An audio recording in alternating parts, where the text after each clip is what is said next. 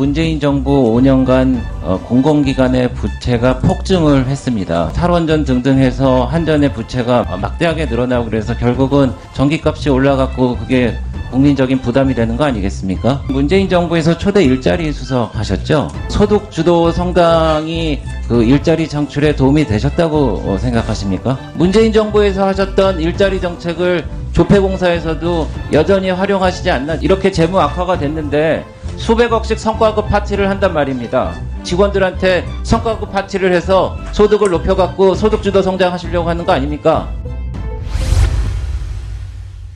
반장식 조폐공사 사장님께 제가 질의하겠습니다. 네. 지난 문재인 정부 5년간 공공기관의 부채가 폭증을 했습니다. 그래서 그거에 관련해서 지금 윤석열 정부에서는 공공기관 개혁을 또 입안하고 또 실천을 하려고 하고 있습니다. 그거 알고 계시죠? 네. 그래서 공공기관이 재정적으로 튼튼하고 빚도 없고 잘 운영돼야지 국민들 부담이 없어지는 겁니다. 이번에 뭐 탈원전 등등 해서 한전의 부채가 막대하게 늘어나고 그래서 결국은 전기값이 올라갔고 그게 국민적인 부담이 되는 거 아니겠습니까? 그렇죠? 네. 네. 그래서 그런 차원에서 공공기관장이 어떤 생각을 갖고 이 공공기관을 운영하느냐 하는 것도 중요한 것 같습니다. 그래서 제가 좀 생각을 몇 가지 좀 여쭤보겠는데요. 사장님 문재인 정부에서 초대 일자리 수석 하셨죠? 네. 네. 그래서 그 소득 주도 성장이 그 일자리 창출에 도움이 되셨다고 생각하십니까?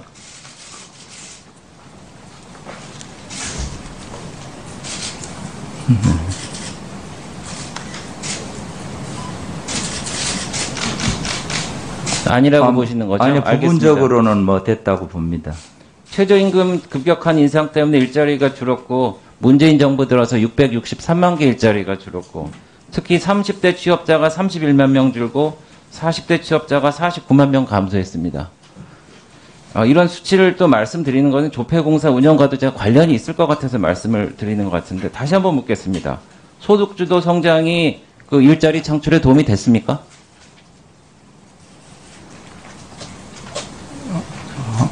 뭐 부분적으로는 되었다고 볼 수 있다고 봅니다. 본의원이 보기에는 소득주도 성장 정책 때문에 일자리 정책이 실패를 했고 결국은 많은 실업자가 양산되고 일자리가 줄었다고 생각을 합니다. 제가 왜 연관해서 물어보는지 제가 질의를 하겠습니다. 그 공공기관 개혁을 하는데 조폐공사도 동참해야 된다고 생각하십니까? 네. 윤석열 정부의 공공기관 개혁 정책 바른 방향으로 가고 있습니까? 저희 조폐공사는 자체 수입으로 운영하는 기관입니다. 윤석열 정부의 공공기관 개혁 정책이 바른 방향으로 가고 있습니까? 공공부문 전체 개혁에 대해서는 제가 답변 드리는 것이 적절히 않을 수 있고요. 조폐공사의 경영 혁신에 대해서는 개혁 정책이 제가 바른 방향으로 말씀드리겠습니다. 가고 있지 않다고 생각하시는군요. 아니, 조폐공사의 경영 혁신은 그 방향대로 지금 하고 있습니다. 그러면은 윤석열 정부의 공공개혁 정책에 대해서 찬성하시는 겁니까?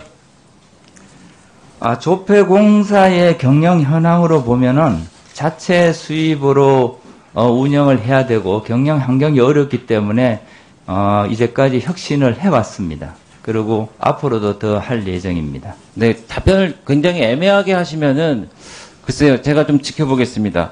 그 언론에 따르면은 정원의 약 7.9%를 감축하시겠다고 그러셨죠? 네. 근데 이게 참 조사모사 갖고 눈 가리고 아웅 같습니다. 7.9%를 지금 감축한다고 그러는데 그 감축하는 7.9%가 정원 대비 그 7.9%는 맞는데 현재 원에 지금 똑같은 오히려 약간 더 많은 인원이에요. 그러니까 현재 1346명이 있는데 1368명까지 줄인다고 하시는데 이게 7.9%를 줄이지만 그냥 정원을 줄이는 거란 말입니다. 이게 정원 조정수를 통한 그게 맞습니까?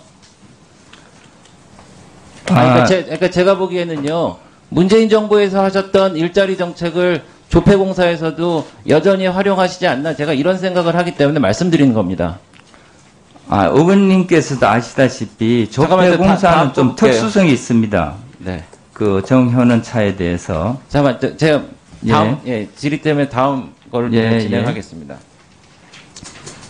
그리고 지금 조폐공사가 재무 상태가 점점 나빠지고 있습니다. 부채 비율이 28%가 문재인 정부 처음이었는데 지금 21년도엔 104.71%가 됐어요. 다음 페이지 보시죠. 그럼에도 불구하고 이렇게 재무 악화가 됐는데 수백억씩 성과급 파티를 한단 말입니다.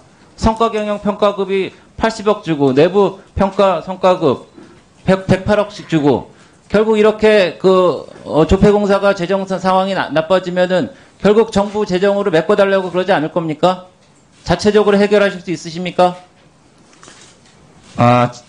경영 혁신을 통해서 작년에 코로나19 상황에서 굉장히 어려운 경영 상황에서도 영업이익의 흑자로 전환했습니다. 사장님, 그래서 제가 금년에도 많은 노력을 하고 사장님, 있습니다. 제가 이 자료를 보니까 무슨 생각이 드냐면요. 네. 조폐공사에서도 여전히 사장님이 일자리 수석으로 하셨던 소득주도 성장을 지금 하고 계시지 않나 생각이 드는 겁니다. 이렇게 재정이 어렵고 그러면은 당연히 허리띠를 졸라매야 되는데 소득주도 성장을 여전히 염두에 두시고 직원들한테 성과급 파티를 해서 이분들 소득을 높여갖고 소득주도 성장하시려고 하는 거 아닙니까? 그런 거는 전혀 아니고요. 조폐공사에 제가 맡고 나서 경영 환경이 굉장히 어려워서 경영 혁신을 많이 했습니다. 경비도 자체적으로 줄이고 인원도 생산성 향상을 위해서 정원 외에 줄여서 운영하고 많은 부분을 해서 경영 개선이 어려운 상황에서도 경영 개선이 많이 되었습니다. 그래서 부채 비율은 금년에는 적어도 작년보다는 줄어들도록 노력하고 있습니다. 사장님, 제가 조폐공사가 정말 잘 돼야 됩니다. 왜냐면은 지금 사람들이 실물 돈을 안 쓰지 않습니까? 네. 그리고 이제 사업을 이제 구조 조정도 하고 여러 가지 재편을 해서 미래를 보고 새로운 먹거리를 찾아야 되는 게 조폐공사의 역할 아니겠습니까? 근데 이제 가장 높은 매출을 차지하는 게 인쇄 사업 아니겠습니까? 근데 본연의 목적에 맞지 않게 다른 사업을 또 하고 여러 가지 이걸 진행을 해야 되는데 과연 그런 역량이 있는지 그렇게 운영을 할 수 있는지 그런 신념과 비전을 제시해달라는 그런 말씀입니다. 네. 조폐공사의 의원님께서도 아시다시피 주력 사업인 화폐와 여권 사업이 굉장히 어렵습니다. 이 부분에서 좀 적자가 나고 있는데요. 다른 우리 조폐공사가 갖고 있는 위변조 방지 기술을 활용해서 다른 사업을 많이 발굴해서 함으로 인해서 경영 개선이 어려운 환경에서도 경영 개선을 많이 이루고 있습니다.